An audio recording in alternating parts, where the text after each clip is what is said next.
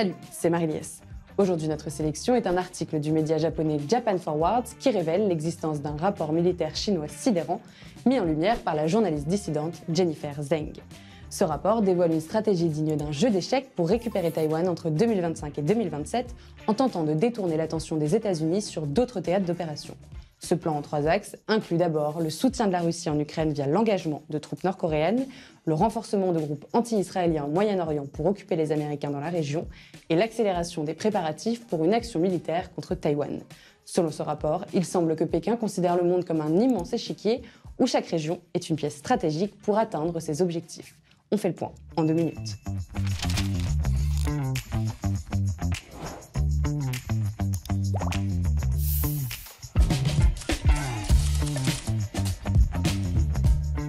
Tout d'abord, le rapport des experts militaires chinois invite à soutenir toujours plus la Russie contre l'Ukraine en facilitant l'arrivée de troupes nord-coréennes.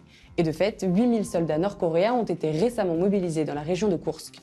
La Chine verrait d'un mauvais œil la victoire de Donald Trump qui pourrait favoriser un processus de paix entre l'Ukraine et la Russie et donc un réchauffement des relations russo-américaines. Si réchauffement il y a, les Américains pourraient mobiliser leurs forces dans l'Indo-Pacifique aux portes de la Chine. Elle aurait donc intérêt à provoquer une sérieuse escalade et à faciliter une internationalisation du conflit en Ukraine. Le rapport recommande ensuite de renforcer l'axe de la résistance anti-israélien au Moyen-Orient, soutenant des groupes comme le Hezbollah et le Hamas. En occupant les États-Unis dans cette région, Pékin espère, tout comme pour l'Ukraine, empêcher une réorientation des forces américaines vers l'Asie. Toutefois, les résultats de cette stratégie chinoise au Moyen-Orient restent incertains car Israël est en train de s'imposer contre ses ennemis.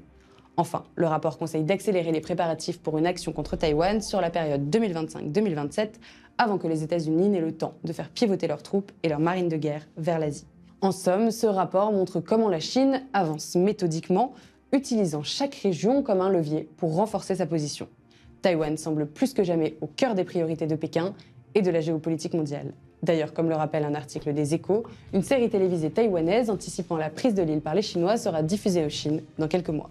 Le but est encore et toujours de préparer et sensibiliser la population à une invasion de Taïwan. Pour en savoir plus et échanger sur ce thème, retrouvez-nous sur Internet et les réseaux sociaux.